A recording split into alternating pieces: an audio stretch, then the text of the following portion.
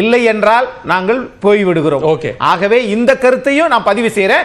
இது ஐயா குமார் அவர்கள் என்ன கருத்து சொல்றாருன்னு நான் கேட்டுக்கிறேன். சரி, ஓகே, அடுத்த சுற்றில் போய் கேட்டு தெரிஞ்சுக்கலாம். பேசுவோம். திராயநாதன், இங்க ஒரு நிர்பந்தம் அல்லது எச்சரிக்கை அல்லது ஏதோ ஒண்ணு தலைமையை நோக்கி வருகிறதா அப்படின்னா அப்படிலாம் ஒன்றும் இல்லை. இது ஒரு இயல்பான நடவடிக்கை. அந்த நடவடிக்கையினுடைய தொடர்ச்சியாகத்தான் இதை பார்க்கணுமே தவிர இது ஒரு கூட்டணிக்கான அழுத்தம் அப்படின்னோ அல்லது மறைமுகமா ஒரு ஒருங்கிணைந்த அதிமுகவை வெளியில போன தலைவர்கள் எல்லாம் இணைப்பதற்கான ஒரு வாய்ப்பு அப்படின்னோ இதெல்லாம் பார்க்க வேண்டிய தேவையே இல்லை, அதற்கான வாய்ப்பும் இல்லை அப்படிங்கிறாங்க. அப்படித்தானா?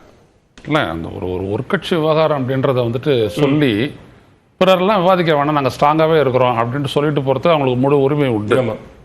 ஆனால் ஜனநாயகன்றது மக்களை நாடினது தானே. அஇஅதிமுக அப்படின்றது திரு குமார் அவர்கள் சொன்னதை போல மக்கள் பிரதிநிதித்துவ சட்டம் 29A கீழ் ஒரு கட்சி பதிவு செய்யப்படுது அப்படின்னம்னா அந்த கட்சி விவகாரங்கள் அனைத்தும் பொது பார்வைக்கு வைக்கப்படுது. இட் இஸ் இந்த பப்ளிக் டொமைன்.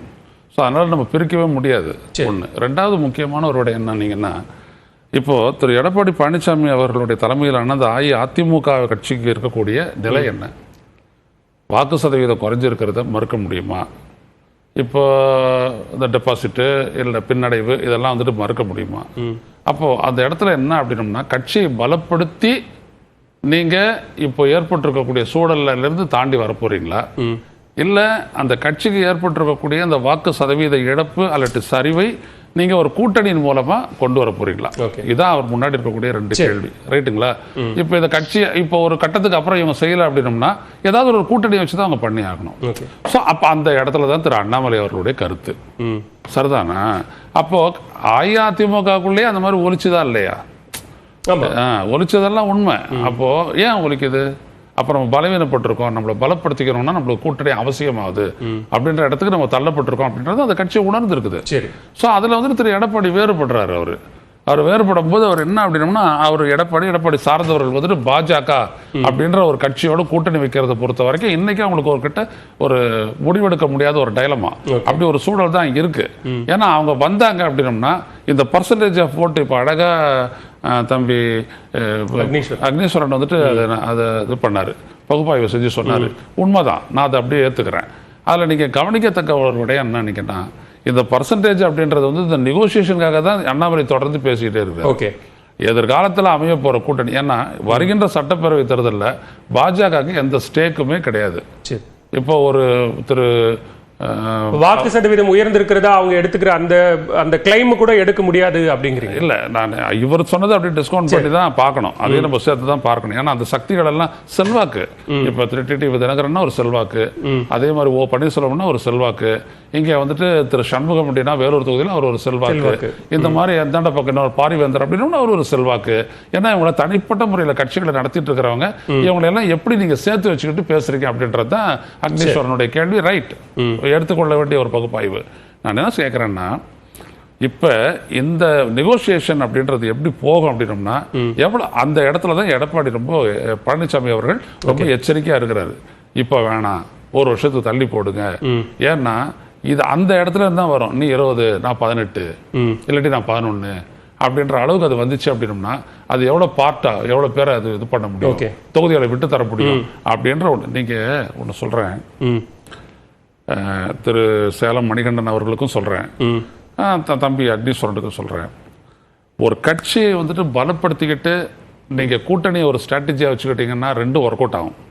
ஒர்க் அவுட் ஆகும்னா வெற்றி. சரி, ஒரு கட்சியினுடைய பலவீனத்தை வச்சுக்கிட்டு நீங்க ஸ்ட்ராட்டஜிக்காக ஒரு கூட்டணிக்கு போறீங்க அப்படின்னம்னா அது பெருசா வெற்றி பெறாது. ஓகே, இந்த கட்சி உங்களுக்கு ஸ்ட்ரெங்த்தில் இருக்கும் போது தான். இதுதான் 2001 செல்வி ஜெயலலிதா அழகா ஒரு கூட்டணி போட்டாங்க. சரி, அழகா போட்டு பாமகவையும் உள்ள எடுத்துட்டு ஆட்சியை பிடிச்சாங்க. அது நீங்க கவனிக்கணும். அப்போ அரசியலை பொறுத்த வரைக்கும் கட்சியை பலப்படுத்தி வச்சுக்கிட்டு கூட்டணியை பத்தி பேசும்போது அது வேற.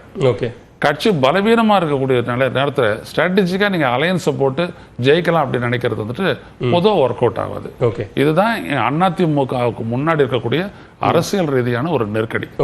இடைப்பட்ட காலத்துல நீங்க சொல்ற அந்த பலவீனமானதற்கு காரணமானவர்கள் அப்படின்னு சொல்லப்படுற வெளியிலிருந்து ஓ பன்னீர்செல்வமோ டிடிவி தினகரன் போன்றவர்களோ அதிமுகவை ஒரு தேர்தல் வெற்றி பாதைக்கு கொண்டு போனோம்னா அதுக்கு ஒரே வாய்ப்பு நீங்க பாஜகவோட கூட்டணி சேரணும் அப்படிங்கிறது தான் அப்படின்னு ஒரு ஸ்டாண்டை வைக்கிறாங்க. மறுபுறம் புறம் பாஜக கூட்டணி இருந்ததால் தான் அதிமுகவினுடைய பாரம்பரிய வாக்குகள் எல்லாம் பறிபோயிருச்சு அப்படின்னு சொல்ற ஒரு நிலையில இருந்து மீண்டும் பாஜக கூட்டணிக்கு போகணுமா அப்படிங்கிற ஒரு கேள்வியும் எழுந்திருக்குது. அதை அந்த அந்த நிலைமையை எப்படி புரிஞ்சுக்கணும்? எனது முதல் வாதத்திலே நான் சொன்னேன், இது மக்களோட மக்களா இயங்கிய ஒரு கட்சிங்க. அஇஅதிமுகவும் திமுகவும் அவங்களுடைய அன்றாட வாழ்க்கை, பொருளாதார வாழ்க்கையோட சம்பந்தப்பட்ட கட்சிகள். இது சரி, சம்பந்தப்பட்ட கட்சி பொறுப்பாளர்கள் இவங்க யார் இப்ப இந்த இடத்துல யார் எம்எல்ஏ நிக்க போறதுன்னா டக்குன்னு சொல்லலாம் ஒரு 6 பேரை.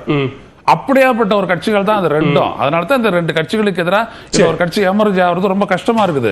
அப்போ இங்க என்ன முக்கியம் அப்படின்னம்னா, இந்த கட்சி உடைக்கப்பட்ட உடனே உடைப்பதற்கு காரணியா இருந்தவங்களை பேசாமலேயே அவங்களோட வச்சுக்கிட்டு தான் ஜெயிக்க முடியும் அப்படின்னு சொல்லிட்டு டிடிவி தினகரன் சொல்றதோ இல்ல ஓபிஎஸ் சொல்றதோ எந்த ஒரு கட்சி தொண்டனாலும் அது ஏற்க முடியாது. அஇஅதிமுக தன் அளவில் ஒரு பலம் வாய்ந்த ஒரு கட்சி, மக்கள் தொடர்புடைய கட்சி, அறிமுகம் எல்லாம் தேவையில்லை. இப்ப என்ன அப்படின்னம்னா, அதை சொல்ல வரேன், not the leaders, it is through the cadres. இந்த cadres தாண்ட வந்துச்சுனாலே அடுத்த ஸ்ட்ராட்டஜிக்கு நீங்க போலாம். சரி, ஓகே. திரு கண்ணன், இங்க தலைவர்கள் வெளியிலிருந்து அல்லது அதிமுகவிலிருந்து அதிமுகவுக்காகவே உழைத்த அல்லது அதிமுகவில் பதவியில வகித்தவர்கள் எல்லாம் வெளியில போய் சொல்லக்கூடிய கருத்து அப்படிங்கிறது அதிமுகவை எந்த வகையிலும் பாதிக்காது. அது மக்களிடம் கலந்திருக்கக்கூடிய கட்சியாக இருக்கும்போது அந்த டிராவல் அது வெளியில வந்துரும் அப்படின்னு சொல்றாங்க.